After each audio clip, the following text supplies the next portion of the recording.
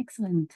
Thank you. And good evening, everyone. Thank you for joining us for Medact's 2024 Annual General Meeting and this opening panel, which involves an inter-movement dialogue on building solidarity movements and reimagining health justice. My name is Anuj Kapila-Shrami, and I'm the chair of Medact's Board of Trustees. Now, most of you will be familiar with Medact's work, but those who are not members yet, it is a member-led organization, a movement of health workers organizing for peace and towards a just world. It has contributed to the mission of fighting and struggling for health justice through a range of campaigns, housing justice, climate justice, and some of which you will be hearing in the panel today, and for those who stay back for the AGM in updates from the director. Now, before we get to that main business of the AGM, we are taking this opportunity to host a dialogue exploring how we build solidarity movements and strengthen our praxis of health justice amid the polycrises that we are witnessing today.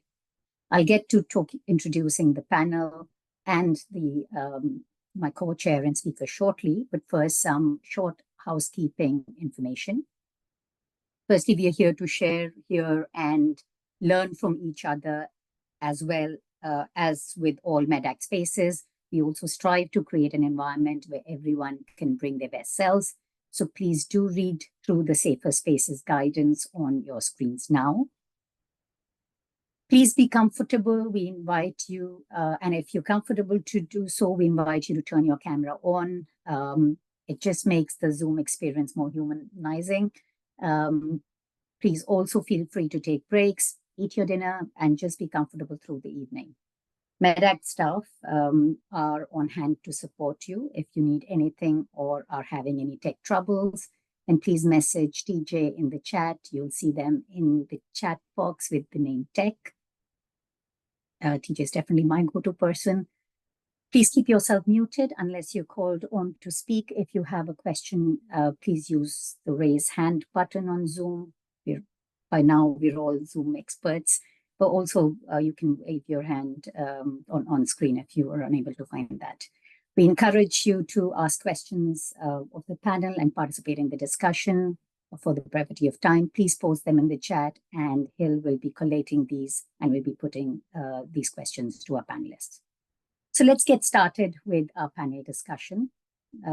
Just want to spend time talking about why we're holding this dialogue. A lot has changed over the 12 months since I stood here to open our last AGM. And in this time, we've seen a persistent and a deepening crisis, including worsening health and wealth gap, the climate crises, health injustices, which are linked to continued wars, displacements, genocide, and devastation in countries across the globe, from Sudan to Gaza. We've also seen an unprecedented number of elections in countries that are home to nearly half of the world's population just this year. The election campaigns have been fraught with polarized political discourses and disinformation. And world over, as in the UK, we're facing right-wing violence and governments that are trading off welfare for economic growth and political expediency.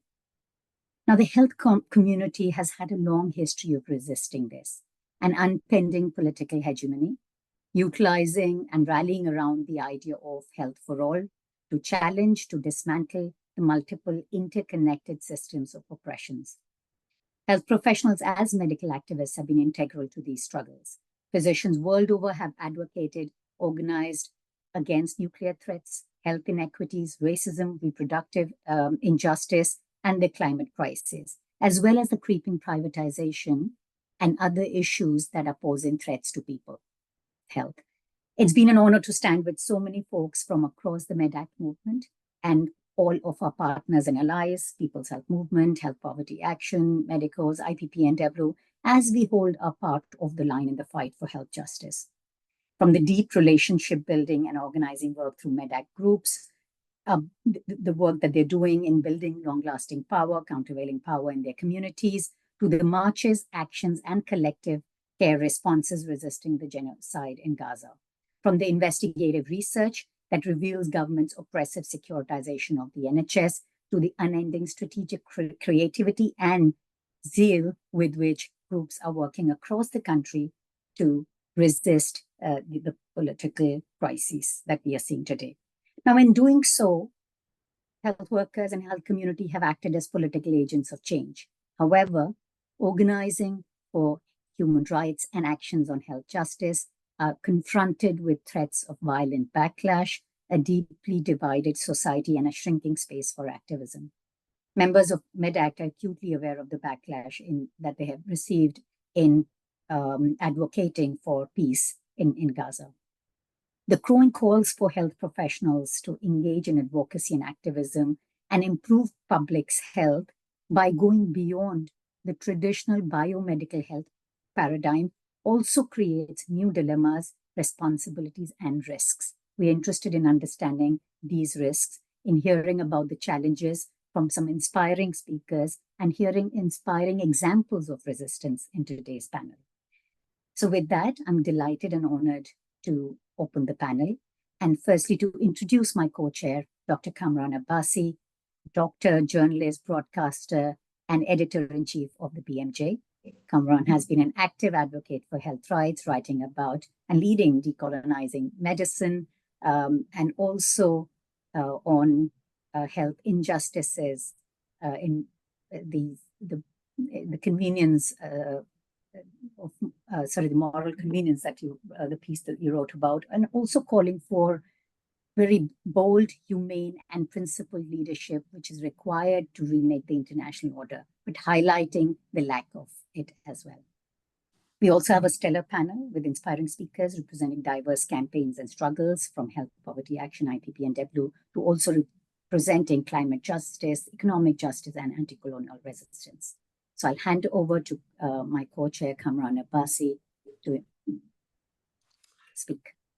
Anuj, thank you very much. And thank you, everybody. I'm delighted and actually honoured to be asked to chair this panel, such an important subject. We want to get to the panel as quickly as possible. So I'm going to limit my thoughts to just, I think, 3 main points. I think the first point is that it's really excellent to see the theme of this session, because when we talk about equity, diversity, and inclusion, I think it's really important that justice has become a central part of this, and we're thinking of health justice in a very clear and focused way now. And I'd like that change to be very much part of what we do at the BMJ, and how health professionals and health workers think about equity, diversity, and inclusion, by also believing and advocating for justice, not just only in their own countries and their settings, but around the world, because our fates are inextricably linked across this planet. Secondly, what we stand for at the BMJ is unashamedly arguing for prioritizing health and well-being outcomes. And I think that's important, because what we're saying is that outcomes for people and the planet related to health and well-being are more important than economic outcomes. They should be taking the priority, and there is enough evidence, and we're aware of it. WHO has published on it, other organizations are talking about it. Some countries are now wellness economies, whereby it's clear that by focusing and prioritizing health and well-being, we will then bring up the rest of society. And if we understand this, we know the solutions to this aren't just in the health sector. They're in housing, they're in tackling poverty, they're in dealing with the climate crisis, they're in advocating for peace. And one of the greatest things I did at the BMJ about 20 years ago now is do a theme issue on South Asia. And at that time, India and Pakistan were at war with each other. And we had physicians from all over the region come together and say, by focusing on health, we can bring people together and improve people's health and well-being and bring the region together. And I don't think we succeeded in that, but I do think the argument is absolutely sound. Thirdly, I think as doctors and other health professionals, health workers, I think it's absolutely important for us to be advocates I think that's part of our job, it's part of our duty, but also to bring some evidence to that advocacy. Because I think the two things go together, evidence, data. It has to be advocacy that's substantiated in sound arguments and sound rationale and thinking and science as well. And we know that's definitely the case with the issues that we've touched upon. So I'm looking forward to this conversation very much. And who's mentioned a piece I wrote on morality of convenience? I wrote it in November of last year, and it was kind of the early days of Israel's war of action in Gaza, and it was already horrendous by then what was happening to the Palestinians. And what I wrote then was, the international order has failed consistently, not just in Gaza. It's failed to prevent and limit conflicts. It's failed to safeguard vulnerable and protected people in conflict zones, partly because nations such as the US and UK have lost moral authority through their own wars, partly because other powerful nations such as China, India, and Russia are motivated by political advantage rather than global solidarity, partly because prosecuting war crimes has proved complex and near impossible, and partly too because many medical leaders of national medical associations and professional colleges and societies remain silent or hesitate to speak. Bold, humane, and principled leadership is required to remake the international order, to strengthen humanitarian laws, to end targeting of health facilities and staff in vulnerable conflict zones, to force a global consensus, and importantly, to hold political leaders and nations accountable. Peace must be the vision and the ultimate goal. Unfortunately, bold, humane, and principled political leaders are what the world is lacking, especially among the major powers. Our moral, non-negotiable duty must be, as health workers, to support and ensure the protection of health facilities, health professionals, and vulnerable people in conflict zones. Now, that applies to Gaza, but it could apply to any of the instances, any of the situations, the crises that we're going to be talking about today, where I'm afraid our political leaders have abandoned moral leadership.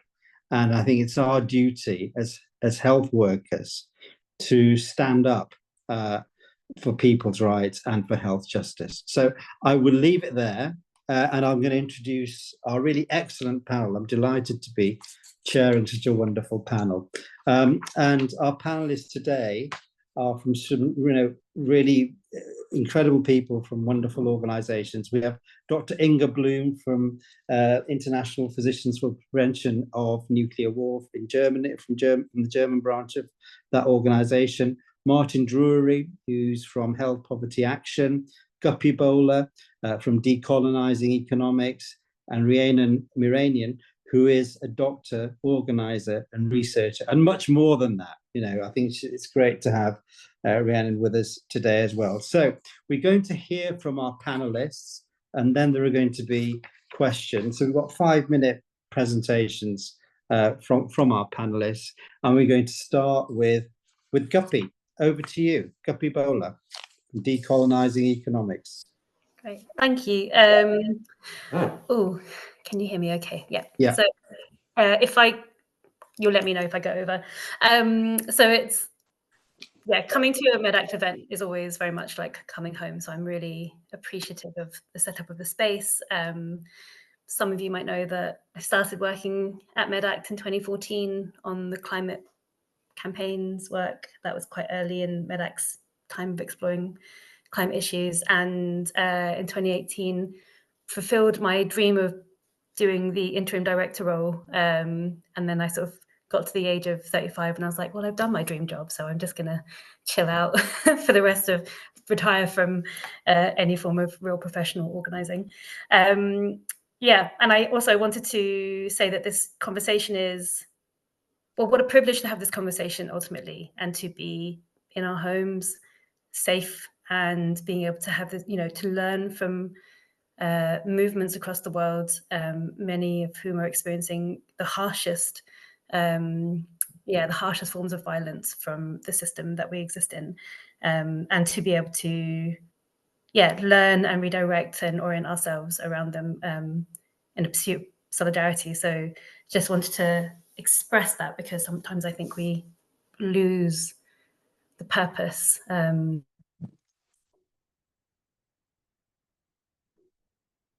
Kapi, I think we've lost you momentarily. I think you've frozen. Okay, we'll come back to you. I think we'll go to Inga while we're waiting. Inga Bloom. Over to you, Inga. Yes, thank you. And thank you very much for the opportunity to speak here. I'm Inga Bloom. I'm a general practitioner living close to Hamburg in Germany, and I'm very excited. I feel like being in England tonight, so thank you for that. I am a board member of the International Physicians for the Prevention of Nuclear War. Many of you probably know them very well. That organization was founded in the 80s at the height of the Cold War, when an American and a Soviet doctor met and agreed that the threat by a nuclear war was much larger than their cardiological problems of their patients. And this really was a great success story. They did some very good scientific work on the consequences of nuclear weapons, and they published very important articles. Recently also, there was another article in the British Medical Journal, and it became really a worldwide movement with physicians and health professionals in over 60 countries. And they did contribute to the first series of disarmament treaties by, for example, informing decision makers on the consequences of the nuclear testings, and made a big contribution. And here in Germany, the movement got quite a lot broader after a while. So other health professionals and doctors who were worried about war in general and about refugee crisis got engaged into IPPNW, and now we have a quite broad spectrum here in Germany working on all sorts of issues. And my personal involvement started about 20 years ago. I was a medical student, and I had a strong interest in global justice. That's what really drew me to IPPNW, I must say. And I went to a students' conference in Dublin, and there I went to a workshop on nuclear weapons. And that's really what shook me and what really changed the course of my life, sort of, because I've been working against nuclear weapons ever since. And one reason is really the incredible, horrible consequences of the use of even a single nuclear weapon, not talking of a nuclear war. I was really shocked that I hadn't heard about that before when I was a young student, that, for example, like less than 1% of the nuclear weapon in the global arsenals would be enough to destroy life on Earth and our civilization. And since the Cold War, it hasn't changed that those weapons are still on hair trigger alert. So it's really true that there's a couple of men primarily who have the power to end life in any moment. So that's really what shook me. And but there was another aspect that I find still very important about nuclear weapons, and that is that they have such a strong influence in cementing world power and keeping the United Nations somehow undemocratic. And that's what I found very appealing to work against, because we wouldn't just disarm those horrible weapons, but we could also try to change something about the system of power on our way. For instance, the official nuclear weapon states are also the members of the Security Council that have a right to veto, so the most powerful countries in the world. Plus, they are all, or nearly all of them, except for China, are former colonies. So it's them who say that we have this right and everybody else doesn't. So it's really a form of two-class system that is cemented there.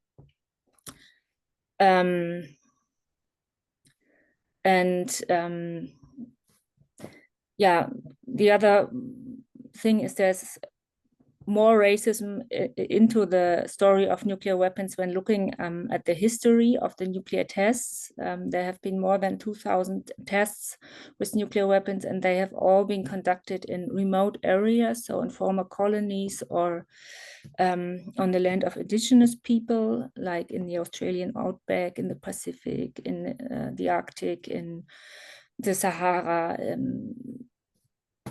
and on the land of Native Americans in the United States. And many 100,000 people are still suffering from cancer and or have died from horrible diseases. And this is also a very horrible side of the problem of nuclear weapons. And then last but not least, there's a huge amount of misused money, of course, that is spent in nuclear weapons that could be put to other causes. I think Medact, if I remember right, has done some studies on how many nurses and doctors could be employed with this money, and this is always very shocking.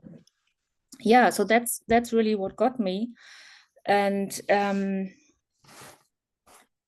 now the question is, what are the key challenges? And really the main challenge is raising awareness, because that's what I found very astonishing, that so little people were talking about nuclear weapons at that time. And now it's a little more because of Putin and everybody. But 20 years ago, most of the people, or many people, didn't even know that nuclear weapons were existing. And yeah, what I've been thinking in the last years is that one reason could be that the peace movement was successful and things were getting better. The number of nuclear weapons were getting down, but those peace people and doctors and everybody were voluntary people who then relax a little bit, but the arms industry and the military industrial complex, of course, kept working and things started to roll again. Yeah, then another maybe psychological idea could be that it's just too horrible to think about that. So one way of overcoming this obstacle is, in the words of ICANN founder Bill Williams, horror, humor, and hope. But maybe that's enough for now. I can talk about ICANN then later. Thank you. No, that's a good quote to pause there. We'll come back to you for more thoughts on how we kind of address some of these issues. I just want to go back to Guppy. Guppy, I'm really sorry we lost you. You've got a couple more minutes to tell us your perspective. Rhiannon and I were just joking that it was sabotage because Zoom doesn't want me to talk about revolutionary ideas, but let's see how far we get. We want revolutionary ideas. Yeah. That's why we're all here. This is not the forum. not internal, it's Zoom. Oh, I see. Okay. So I'm a failed medical student. I'm actually celebrating 20 years of when I started university, which feels kind of outrageous, but I guess the 20 years of identifying as a activist and an organizer. I believe I was one beforehand, but I didn't realize there was a language around it. And my time at university was, really about getting too busy in campaigns and not actually studying for my medical degree. But that pursuit could be a few of us on this call. enabled me to get to a point where I learned about public health and the politics of health and healthcare, and it really took me on a path towards understanding public health and using its frameworks in the understanding of systemic inequalities and structural issues within the system.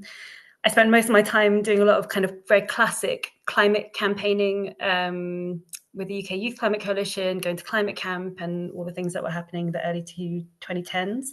But my kind of entry into economics really began in like 2008, 2009 during the financial crisis. And I think ultimately I'd say that I'm a economic strategist more than anything else now. I have a particular interest in macroeconomics and the colonial roots of the British and European economy. I think strongly about the kind of strategy towards a just transition and what that means and looks like. And many of you read that I have set up an organization called Decolonizing Economics with my partner in crime, Noni Makiana. And we are really focused on an area of work which is ultimately about building an economic democracy through organizing communities. And I don't think I've done as committed a form of organizing as I have done in the last 5 years, of all the kind of time that I have been campaigning and researching and influencing and doing advocacy. That really the very focused community organizing that's happening at the moment feels really meaningful. And I guess I can talk a bit more about that in subsequent this, but I wanted to just point on the challenges that I see around our pursuit for health justice. In that is that really within Medact's network, in working with health workers and healthcare professionals, I asked the question, who heals the healers? Because health workers exist in one of the most toxic, quite violent, quite oppressive systems within society.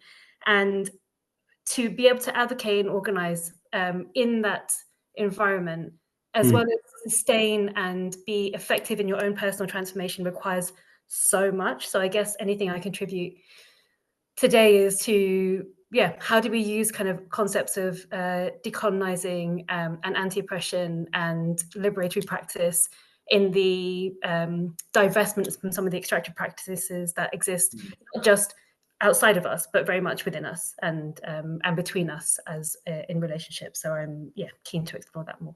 Leave that for now. Guppy, thank you. That's an important question to ask, and perhaps we'll come back to that in a short while. Over to Rhiannon. Hey everyone, so nice to be here with you.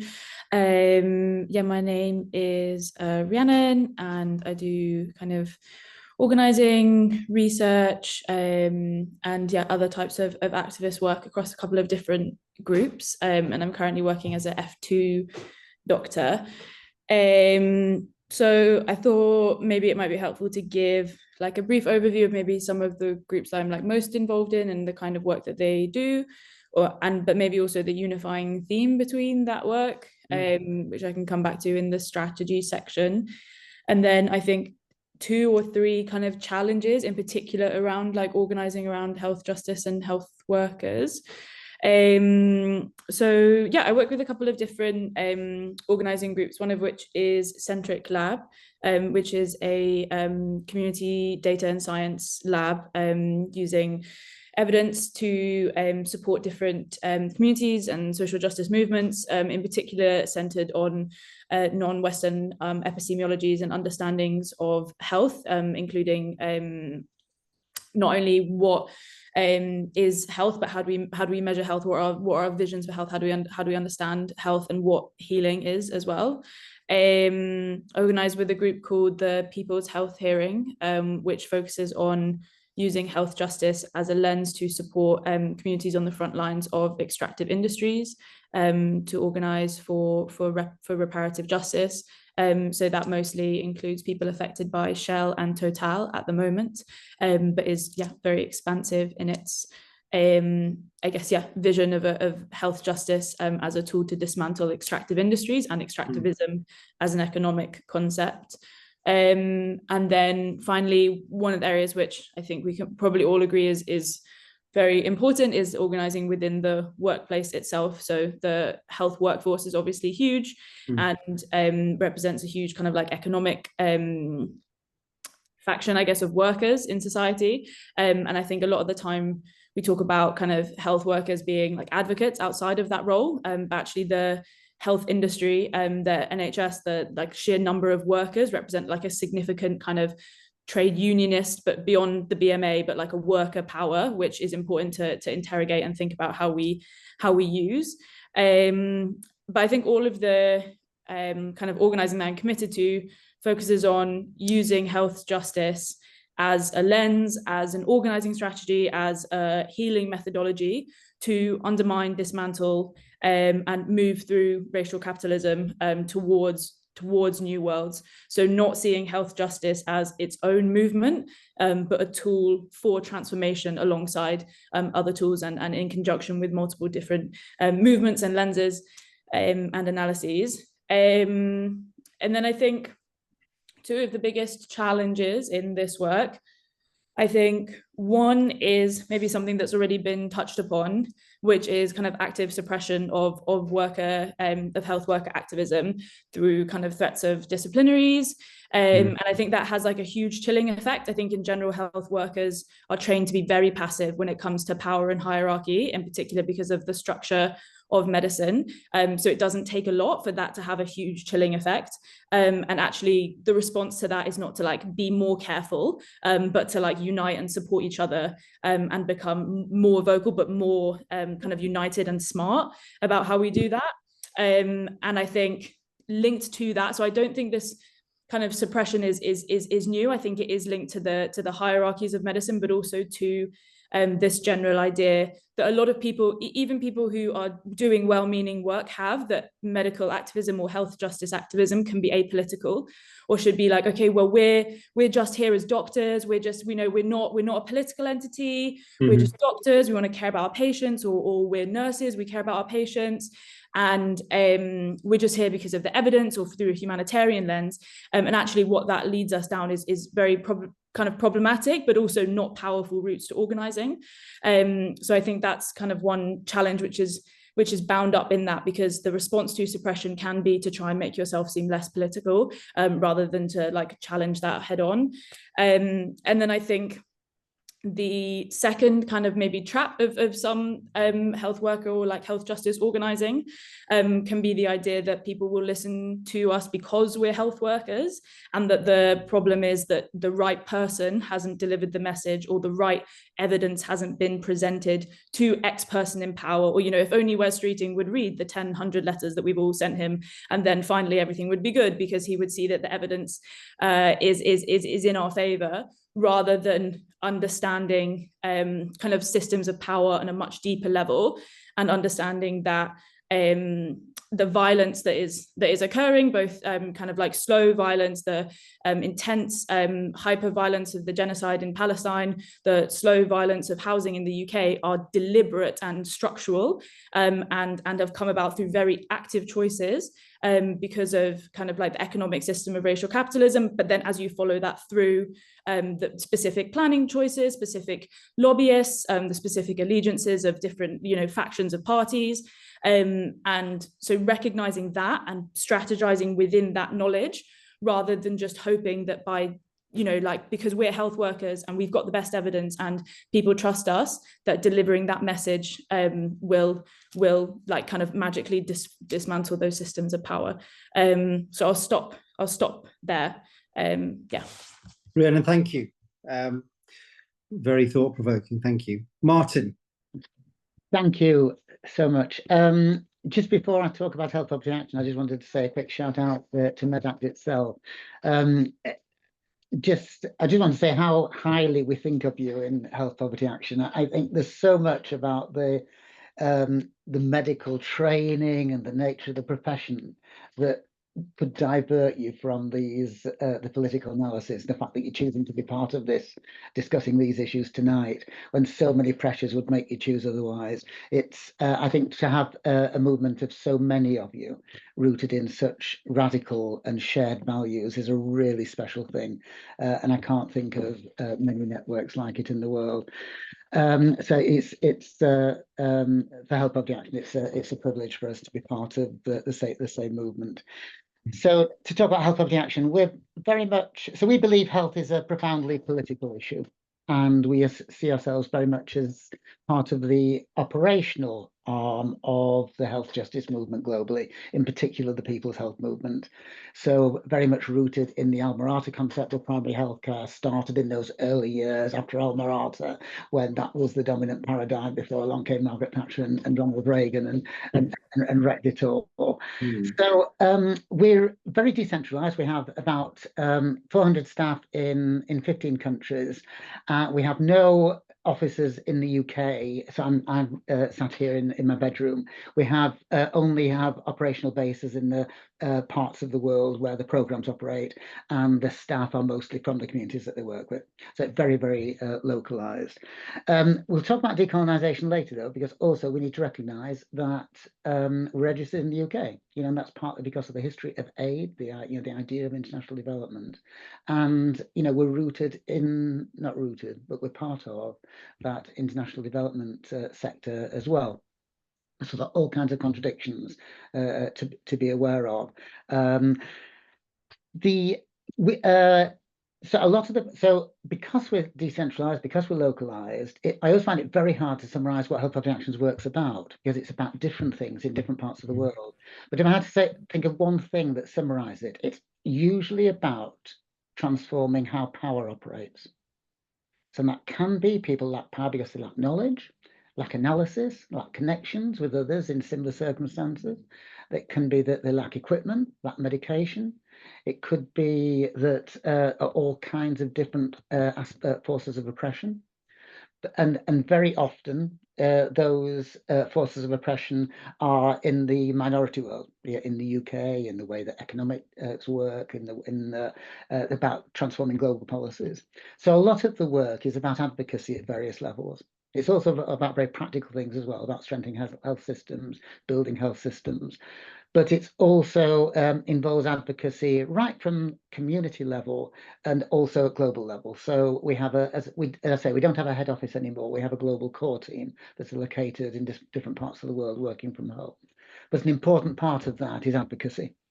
And that's maybe where the strongest overlap is with Medact. Many issues that we work on, replacing aid budgets with the concept of global public investment, non-communicable diseases. We're wanting to start working on mental health. But I want to mention one. We're asked to pick on one issue, and I'll mention this one because I think in any form of activism, one of the really important skills is to try and identify where there's a gap, where you as an organization, as an individual, can add something that to try and be a lever for change that currently isn't being pulled. And what we try to, so I'm going to mention one because I think it's particularly relevant to those of us who work for health justice in the health sector and also the international development sector. And that's the war on drugs. And the reason I mention it is that I think some of the biggest arguments to change reform of the war on drugs are often not addressed. So in the health justice movement, we believe very strongly in a strong role for the state, public services, public health systems. And one of the biggest, most damaging aspects of the war on drugs is it makes the state in many countries totally dysfunctional. Another thing we believe very strongly in is the need for corporate regulation, for regulation of trade. And effectively what the drugs trade is, because of the policy of prohibition, is in many parts of the world, are capitalism in its worst form. It's big business that is totally unregulated. And and these things have devastating consequences. It means that it's untaxed. The consequence of the many narco states is that you have governments that are unaccountable because of the corruption, the corrupting nature of the system because of the power of drug cartels. You have governments that have got no finances to operate health systems, and you have huge conflict and armed conflict, again, one of the biggest drivers of climate change. The final point I wanted to mention is because one of the things that we've been involved with at the moment is pulling together a coalition of climate change organisations to lobby for drug policy reform. And one of the big reasons for that is that most of the big climate sink forests in the world that are needed for carbon capture are actually in areas where the governments don't control, that aren't in a position to regulate the forests because they're under the control of the drug cartels. So in order to bring about climate change, as well as building health systems, as well as having budgets, as well as building peace, you need to reform drug policy for that reason. I'm concerned that I think I've probably reached my 5 minutes, so I'm going to okay, Martin, thanks for that. An interesting example. I mean, between all the panelists have raised a whole bunch of issues. I think we could have a 5-day conference here, News, rather than a 2-hour one, 2-hour meeting. But we're going to pick out 2 or 3 particular questions to ask our panelists. I'm going to ask 2 of them, then Anuj is going to take over from there. So the first one is, what's the role of health workers in organising for health justice? We got a bit into this, but I'd like to hear more on this. I'm going to start with Inga. I mean, you've been an activist for decades. I mean, tell us, how should health workers organise themselves? Yeah, I mean, you said it. It's basically about providing evidence and doing advocacy work. I agree that we do have a responsibility and maybe also a privilege to do this, because I think that we as health workers really are privileged to be so close to life and to people, and that gives us the position to talk about these things and to provide the evidence. Yeah, and it's really important. I think that's the story of RPPNW. That's what those founding fathers said, that they were really shocked that leading politicians had no clue what those nuclear weapons were doing, where they were investing billions of dollars in, and that really makes a difference. Gorbachev, I think, wrote in his book Perestroika that it really impressed him to learn what nuclear weapons actually do to people. And it's the same thing that I noticed when talking to even people from the Ministry of Defense or so, that they really had very few knowledge on nuclear weapons. So it's very important for us to do that. And then the other thing, what I personally find also very important, is that especially those of us who are interested in psychology and in socio-psychological issues, that it's also good to look at this with the glasses of a doctor sometimes, and to try to understand what are the psychological causes for the arms race, except for the money, of course. But why would people believe that threatening each other with mass destruction was a good idea? I think that's a very important thing that we should also contribute to the debate, because otherwise it's not really understandable why this is happening. I think we should work on this to make clear that there's psychological things going on. Okay. Thank you. I'm going to go to Guppy next. For the sake of time, I'm actually going to answer the second question, if that's all right, because I think. Well, why don't you pause? I'll come back to the second question then in a minute. So I'll get Rhiannon in on this one as well. Then, Martin, what's your? I mean, you talked a little bit about this. Tell us more. Yeah. Okay. Thank you. So I think I'm going to talk about the one of the challenges I think that any movement has. Yeah. Broad-based, and it applies very much to the health justice movement, because we're in so many different circumstances around the world, the issues that we're working on.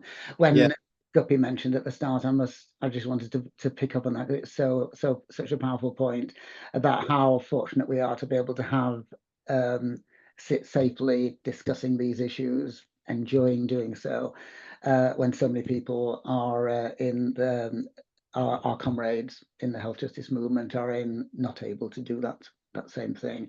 And I one of our staff, just in the daily routine of our work, was on a call with one of the people who was actually based in the UK, and she said, sorry, I'm going to have to break up the call for a few minutes because they're firing guns outside my house and I need to go and hide in Myanmar. So there's so our connectedness around the world is one of the things that gives us power. But I wanted to use that phrase, that socialist phrase, educate, agitate, organize, that encapsulates so much of what all our movements are about. And I think the educate, we're pretty good at educating ourselves, I think, very, very good at fine-tuning our awareness and so forth on the left. I think the agitate, I think we're injecting energy, passion, shaking things up. We're brilliant at that. I think we're brilliant at that. The two areas where I think we kind of have yet to achieve, not always the best we can be, is organize and educating others. So and I think now there's lots of reasons why that, it's because the discourse, look at Twitter, look at, the control of public discourse, the space is taken from us so often, so it's hard to do that. But I think with organizing, one of the challenges I feel is that the most effective campaign moments, I think, are often when you focus on one single issue. If you list a dozen things or 500 things, as we frequently do, then the political target campaign can pick the one thing that they were going to do anyway and focus all attention on that. And if you set the agenda by picking one thing, single issue moments, a multi-issue campaign, then I think then you control the agenda much more. But then it requires a lot of us to agree on a single issue focus, and that's some of the challenges that I'm talking about. Yeah, just focus on objective, what have a single clear one. I mean, Red, I just want to bring you in on this, because I think you were you're organizing across several different groups, but I think you were saying that we mustn't shy away from being political. Yeah, I feel like my answer will probably also like bridge into the second question of like what works as well, and how can health workers be part of organizing. And I think it can be quite easy to kind of throw around words like evidence or advocacy and organizing, and actually it's important that we, I think, delve deeper into like what strategies are effective or have been effective. And I think that I've just finished reading Assata Shakur's autobiography, which I would recommend to everyone and anyone. But in that, she writes about how like revolutionary work is a science, and you have like a duty to win and to like study what works. And I think in health, we actually have a lot of examples of like what doesn't work and old strategies that we're trying to rehash. So I think one of them is this idea that health workers speak for other people, and that the role of advocacy is for a health worker to like say, on behalf of the patients, on behalf of the public, I'm doing this.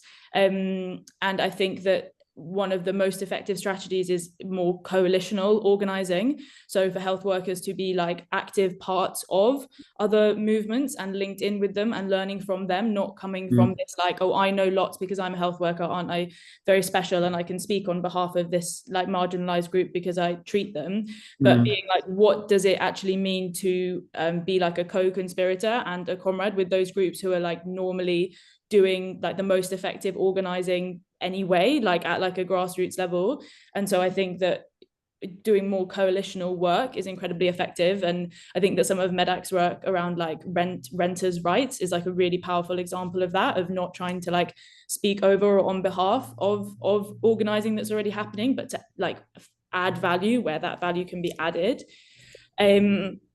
I think another like example that is very effective, because I think again, like evidence is like a big word, and I think some evidence is useful. Some evidence is also like papers and papers and papers on how awful something is that hasn't actually changed the material conditions of any of the people being discussed in the papers. So I think there's also the question of evidence that is really focused on exposing structural violence and going beyond a particular case study. So, for example, like the work we do with our comrades in the Niger Delta is yes, it is generating some evidence, but it's like much more than that. It's about creating a space for like testimony and evidence as a way of building power to undermine oil companies and linking that to structures of racial capitalism, not kind of like an isolated paper about how oil spills have created like a 10-year lower life expectancy in the Niger Delta. Sorry, can I just hold you there? Because I just want to ask you about this. I take your point about, there are different types of evidence, but I think what Inga was talking about and others mention also is that you do need that other type of information, evidence to kind of make that argument, don't you? To kind of fuel your advocacy. I mean, you're not saying that you don't need that. No, So I what you're don't. saying is I that don't you think it's. I keep don't think building it's that. either or. Yeah, it's I both. think we can kind of. Yeah. It's not in itself a strategy. Like you have to Yeah. like use it in a really strategic way. In a way that's kind of like exposure and targeted. And then I think I would probably disagree with the point about picking a single issue, and I would say that actually what health as a lens can really offer is a vision for a complete transformation of society. Like there's a very beautiful Aurora Levan Morales quote which says, if we want to know what the world needs, the answer is like found in our arteries and in our lungs, and basically showing that like what is needed for our bodies to like thrive and be healthy is a total systematic transformation of the society that we live in, and health can be a really important lens to highlight that. And I think if we, like Kwame Ture talks a lot about how like the people in power can use single issues to demobilize us. So if we all like split up and go for different issues, and we all get like kind of, not that specific issue campaigning is important, I obviously do that. But how do we build sustained structures of power that allow us to unite across different struggles and allow us to build a shared vision of systematic change, and kind of build that power together. So I think maybe, I just wanted to kind of, delve a little bit deeper into, kind of building power with communities and using evidence in like a strategic way and in like a targeted way, and then building visions of like united different health justice fronts. I think everybody here, I guess, would agree with you on that. And perhaps, Martin, what you were saying was that within that there are, I mean, if you were to go and seek advice from somebody around campaigning, they will always say to you, what's your clear objective here? I think that's what you were referring to. But now that we've gone on to this, the second question really, which for everybody else's benefit is around different approaches that might be effectively used by health workers to resist unjust practices and work for justice and peace, which Rhiannon has just really excellently addressed. Guppy, you wanted to talk to this, so let's go to you.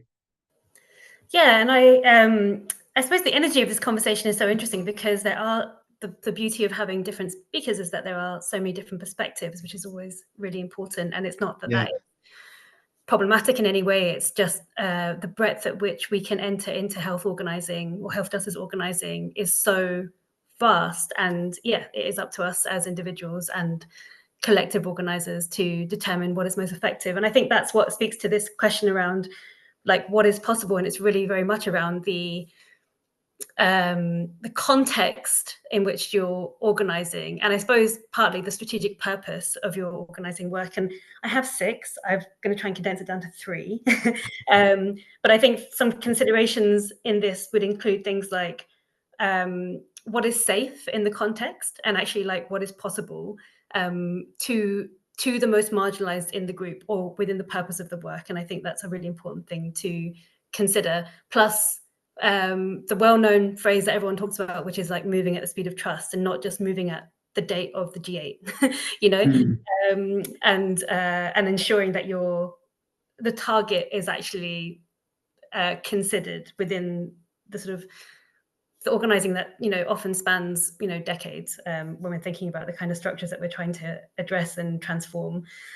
So some strategies that I feel are really essential is within health worker organizing, but specifically from a decolonizing perspective, is the practice of like mutual exchange and solidarity at a very kind of practical health level. So we see this a lot in health workers who have traveled to Palestine, but also, frontline first aiders, frontline responders, mental health crises, being in attendance in various events, but also just being there as a witness to another person's experience of illness and pain outside of the healthcare system, to just be in personhood with another person, with communities who are affected by, the sharp end of the system.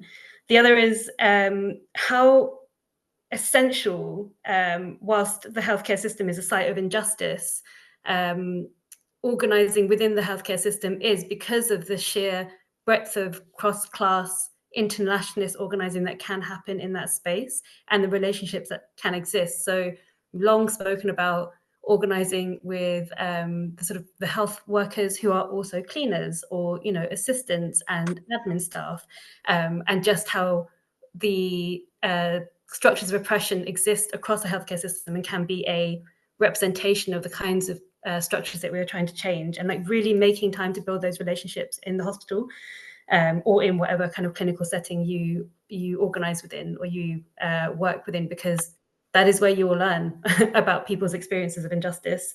And the final one is putting time to building alternatives or working alongside the building alternatives. I often find that people are, what's the word? They try to kind of like dismiss or devalue the creation of alternative systems because they feel that the most important thing is to kind of divest or block the worst of the extractive system in the way that people experience it. And that is important, and harm reduction is essential. A lot of attention is and resources are put to that in highlighting all the problematic things that are happening. But the alternative systems are actually the sites of survival for so many oppressed communities, and are the places in which we will actually find the solutions to many of the problems that we have. And so if you're thinking about creating, if we want to create the power at a community level, care-based strategies, learning from disability justice organising, understanding how people have survived at a kind of resource and relationship level is really important. I do feel that people will, health workers will get so much and gain a lot from the visions of what is possible beyond this if they were to really be integrated into those practices. Good. Guppy, thank you. Inga, just a quick, you got 30 seconds on this where I hand over to, sorry about that, where I hand over to Anuj for the remaining questions. Me? Yeah. Anything Okay. to add to that? You know, what yeah, well, approaches? I guess I'm of course a privileged doctor in Germany, but I've been working in a hospital that where I was quite unhappy too, and for me it was always freeing to do this political kind of work, because I felt that somebody telling politicians about nuclear weapons was really needed. And then, of course, the other thing, I don't know if it's the time for that now, is the campaign I Can that IPPNW has founded in 2006, which covers many of those topics that were just mentioned. So we had a single cause, but we had a broad coalitional approach. We had victims of nuclear weapons really central in the campaign, and it addressed structural violence quite directly. And that's really what gave me and still gives me a lot of hope that change is possible, because I saw a group of like 5 people in 2006 who said it's time to win a Nobel Peace Prize and it's time to revive the peace movement. And they got there. They got this treaty for the prohibition of nuclear weapons, and they got a huge campaign. And I think the great strength of this is that it's very open. It's not only for health professionals, but it has the humanitarian message at its core, the evidence, and also the humanitarian. And it's bottom up. So it has begun with the countries that don't have nuclear weapons, who have said that we are not waiting any longer for the promises of the big ones. We are starting now. And the principle is stigmatizing this weapon by showing what it actually does to the people and to the land, as opposed to the empty language of security and so on. It really changes the discourse. And I am witnessing that in Germany. It makes it much harder for politicians to ask for nuclear weapons when we are always talking about the humanitarian consequences. Yeah. Okay, thank you very much for all those. I'm going to hand over to Anuj for the remaining questions. Anuj. Thanks, Kamran. It was very difficult to hold on to further reflections and questions. Those are fantastic thoughts. Thank you to all the speakers. I'll probably pick on just one last question, and some which is with reference to a few points that I think Rhiannon, you have already alluded to it. I think most speakers have. And that's reflecting on this conundrum in health activism, that the power and voice of health community has roots in the very systems that we are seeking to change. And you've already talked about the hierarchical power structures in there, and actually how the system itself reproduces epistemic injustices, the colonial underpinnings of it. And that presents a rather complex challenge to movements that are seeking to base their work in solidarity and liberatory struggles. Now, to what extent are movements able to challenge colonial legacies and expressions in practice? What are aspects that have really worked? And all this has to be responded to in just the next 10 minutes, but I think it's a starter of conversations. So I'll probably start with Guppy. Do you want to come in there?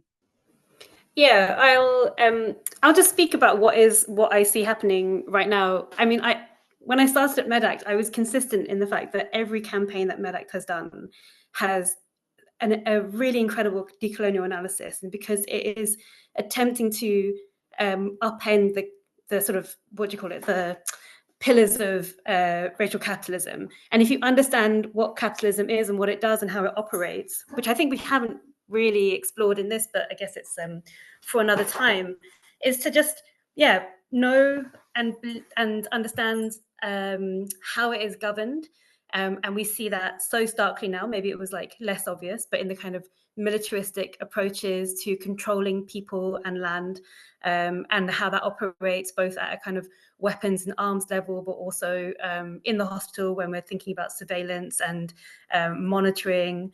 And in thinking about the worldview and how the colonial mindset determines everything about medicine ultimately, from its kind of eugenics basis to its practice and engagement with particularly minoritized communities, the way it creates barriers for minoritized communities to access healthcare, to also then thinking about like where resources are in the system, and just how much power exists behind those resources and for what purpose, and the accumulation of wealth and power, and how that is continues to get more and more extreme as like the second goes by. So looking at the subsidies that go to big pharma, and to understand like the way that services are commissioned out to private company NHS. And there is just if you understand the kind of like those three things, plus the extractive nature of labor and land, and how that connects to people's bodies and their health,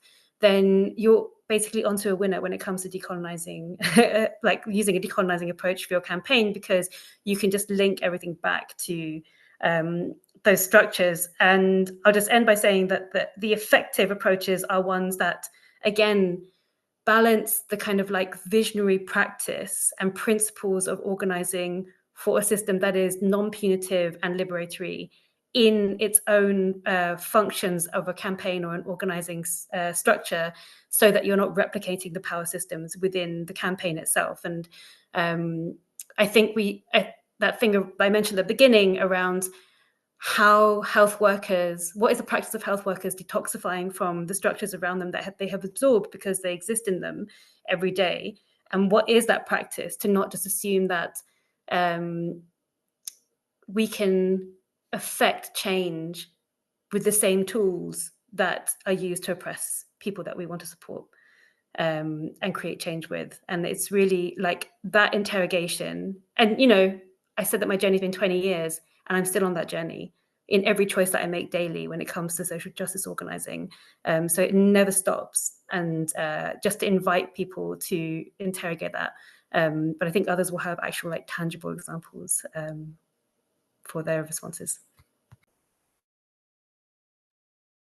Thank you, Guppy. That's really helpful. There's just so many follow-on thoughts that I have around that. But want to move on to Rhiannon for your views on this. Yeah, I really loved what Guppy said, so I won't repeat that.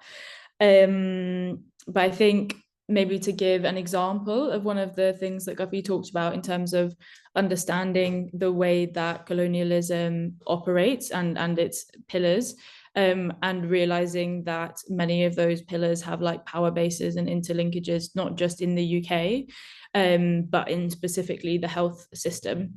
And I think when we talk about like kind of decolonizing, it's important to center like occupation and land as like the like fundamental tenet, as well as like what Guppy was talking about colonial ways of like being and moving through the world.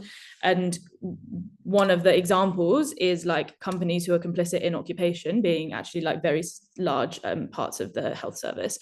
So an example of that would be the military AI company Palantir. So they're a CIA-backed US tech firm who specialize in state surveillance and military AI.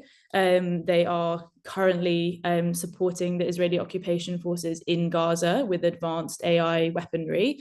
And they have also just been awarded by NHS England a £330 million contract to create a new federated data platform which would manage almost all NHS data. And I think that is obviously horrific, but it's more than something unethical. It's far more than that. It's the connection of colonialism in historic Palestine to colonialism as expressed itself within internal borders. So the Palantir's presence and the FDP is deeply linked to the increased capacity to surveil migrants within the NHS, the increased capacity for the state to use health data as a form of surveillance and securitization. And it's also an opportunity to materially weaken structures of colonialism through health worker advocacy and health worker organising. So as well as I think we can draw these links, very like material links, right? Like if we can like get this contract cancelled, lose Palantir like reputation, money, access to state resources, that has an effect on their ability to carry out their operations in occupied Palestine. It has an effect on their ability to implement surveillance systems, for example, in the US, which mostly target Black communities in the US through predictive policing. So I think that there are like material connections between like active practices of colonization that we can aim to disrupt and sabotage in our own way. And if you look at the work of kind of people like PAL action, like disruption and sabotage in different forms, whether that's getting a contract cancelled or forms of direct action, are like ways of targeting like the colonial machinery in a really effective way. Thanks, Rhiannon. Sorry, we are really running short of time. So I'm really important point that you're making. And I think where we're getting is a response to the polycrisis really needs to see the interconnections of these crises as they're playing out today in if one is to advance the health justice struggles. I just want to bring in Martin at this point, and probably you have floor in a few minutes to just wrap up and in your reflections on this point. Yeah, thank you. It's so hard because I was going to say part of what Guppy said and part of what Rhiannon said. So I'll all really important points, and I'll try and say something different. I think one of the I think the thing about colonialism was that it's not just that it's continuing, is that it's continued to develop. And I think the part of the continuation of it that we see today is the increasing concentration of power globally in the hands of an increasingly small number. And I think, and this might, I don't know if I'd love to talk to you about it some other time, Rhiannon, whether or not this relates to what you were saying earlier about us being divided, is I think there are so many forces around that tend to dissipate the power of movements that challenge the power status quo, that can divide us into enclaves, and it's hard to bring something to scale. So social media, it's very easy to start organizing. We can organize things and we can get discussions going, but to really bring it to profile and scale, that's strong enough to challenge the powerful. I think that's increasingly difficult.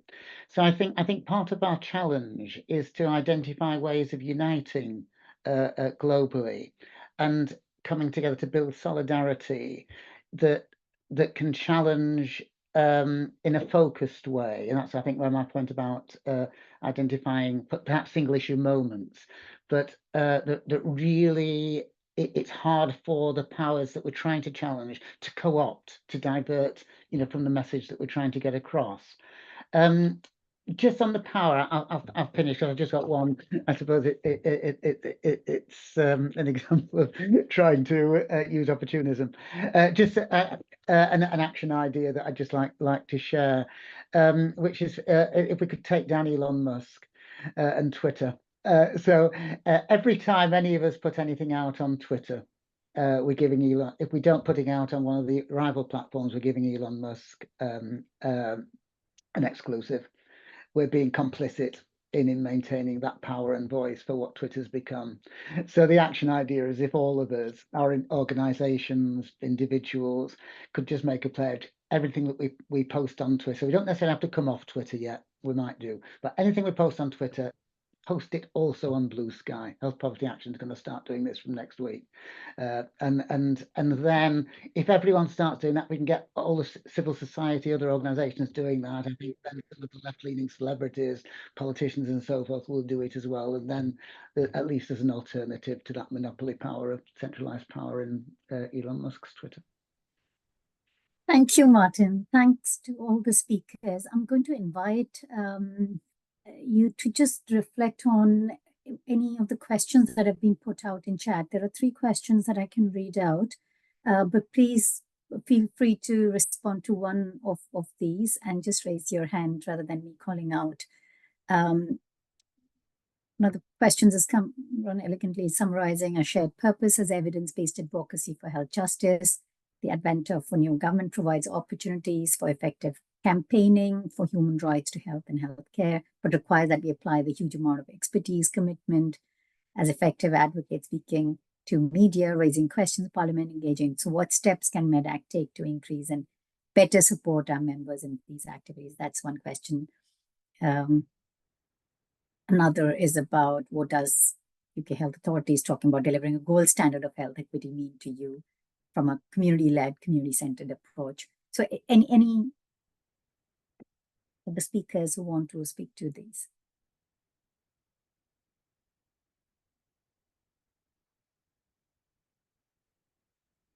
Oh, sorry. Yes, I'm just putting my shoes on because I'm about to run out the house and I've got one shoe on and one shoe off. On that last question, I don't, maybe health workers experience this in the healthcare setting, but I don't think we can underestimate how essential like witnessing someone in their suffering is. And I think part of the, Rhiannon runs the People's Health Tribunal, and it's just so important to just be witnessed as a kind of like first step in building a connection. And there is a, I'm going to forget the name, but basically a book around the kind of Black experience. And one of the first words is, to be even asked the question is in itself such a healing move. And I feel, yeah, that's such a good invitation for how we enter into like any possibility within moving forward with, I think the question was around sort of, what's the sort of starting point for how we value health. Just Rhiannon and I were both at Labour Party conference, and the only conversation around health and well-being is like how we can contribute to the economy. So there's such a huge hill to climb on that, because we're only kind of valued in terms of our economic input into the capitalist system, and there really needs to be a shift in that. That's significantly more powerful than health is essential for its in itself, and it's manipulated so often. So that is another challenge, I guess. Thanks, Gopi. Any other speakers would want to reflect on the questions posed in the chat?